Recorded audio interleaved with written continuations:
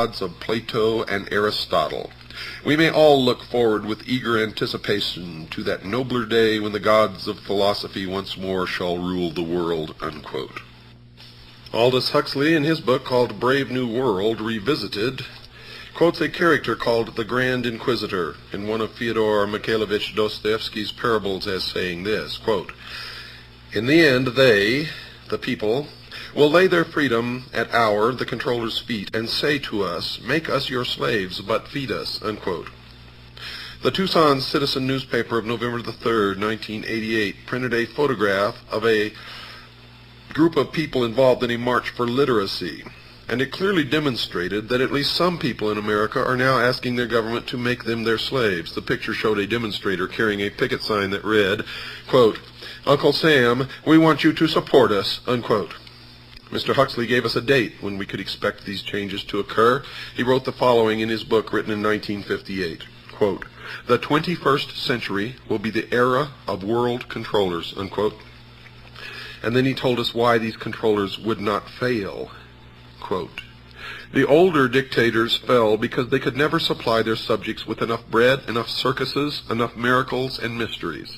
Under a scientific dictatorship, education will really work, with the result that most men and women will grow up to love their servitude and will never dream of revolution.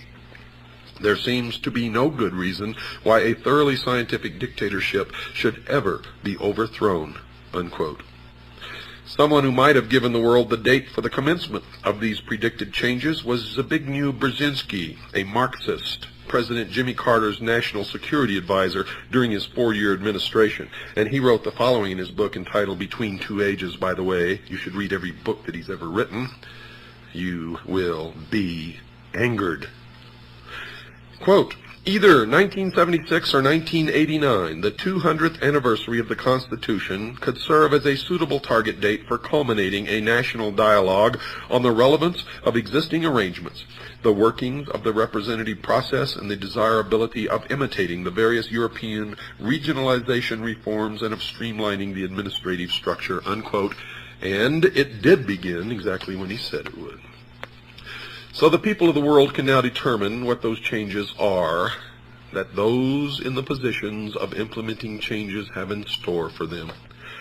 In summary, folks, these changes are: the old world is coming to an end. It will be replaced with a new way of doing things. The new world will be called the New World Order. This new structuring will redistribute property from the have nations and will give it to the have-not nations.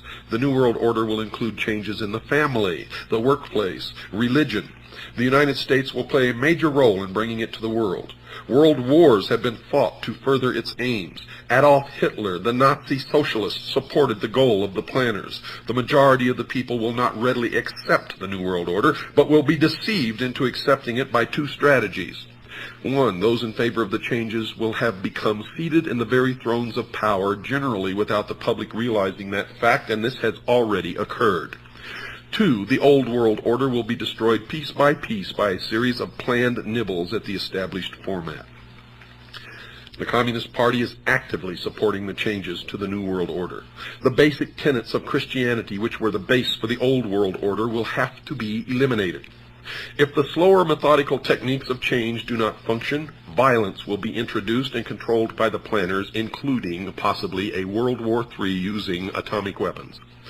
The people of the world will give up their freedom to the controllers because there will be a planned famine or some other serious occurrence such as a depression or war.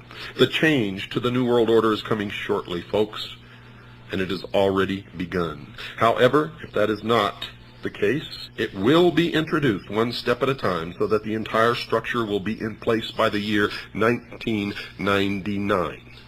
Yes, folks, something is indeed wrong in America, and many sense that changes in this nation's lifestyle are occurring.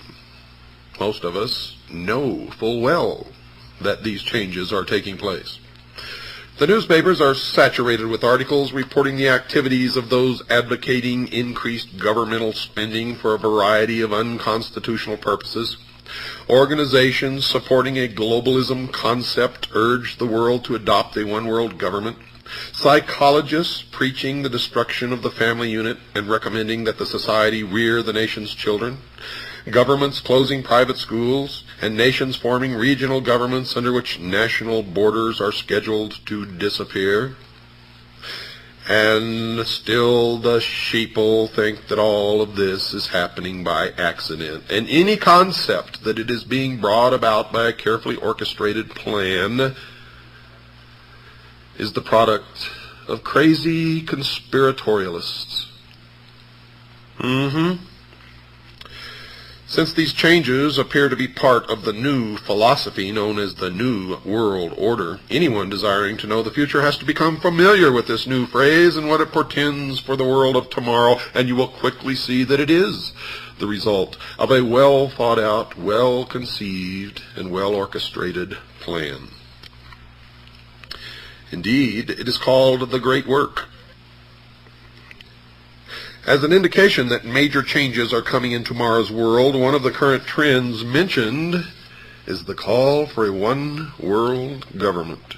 And one of those supporting this leap forward is Norman Cousins, president of the World Federalist Society, and he's on record as saying this, quote, "World government is coming. In fact, it is inevitable. No arguments for it or against it can change that fact," unquote. And I say that is a lie.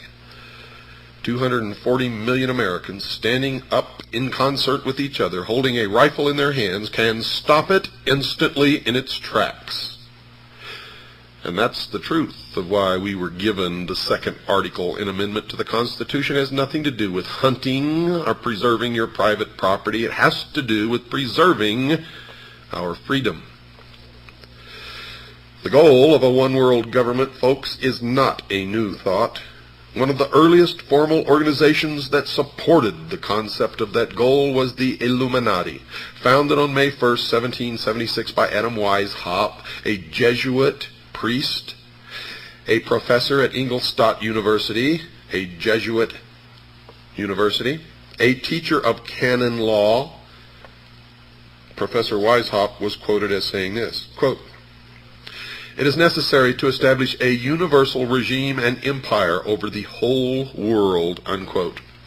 Now let me tell you the truth about the Illuminati. Adam Weishaupt did not establish the Illuminati, nor did the Illuminati die with Adam Weishaupt. Make sure you understand that. A more modern organization that supports the coming changes is the Masonic order, called simply the Freemasons, or for short, the Masons.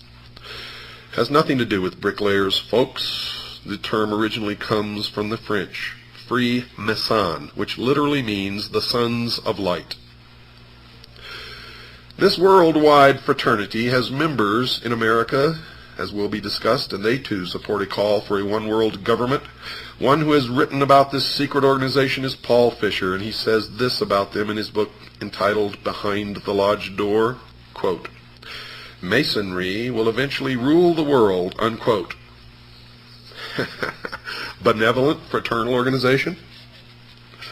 Albert Pike, and you're going to hear an awful lot about Albert Pike during this series, the sovereign grand commander of the Scottish Rite of Freemasonry here in the United States from 1850 to 1891, the man who founded the Ku Klux Klan and B'nai B'rith, wrote a book entitled Morals and Dogma. And when and if you can find that book, don't pass it up, buy it and read it. Mr. Pike has been praised by his fellow Masons as a member almost without parallel in the history of the Masonic order. He was a great friend of Giuseppe Mazzini, the ruler of the European branch of the Illuminati. Carl Cloudy himself, a Masonic writer of great esteem, wrote this about Pike. Quote, "Albert Pike, one of the greatest geniuses Freemasonry has ever known. He was a mystic, a symbolist, a teacher of the hidden truths of Freemasonry," unquote.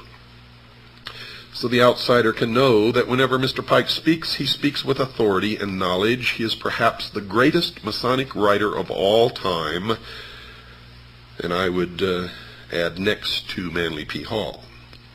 His book is given to each Scottish Rite Southern Jurisdiction Freemason who is asked to read it.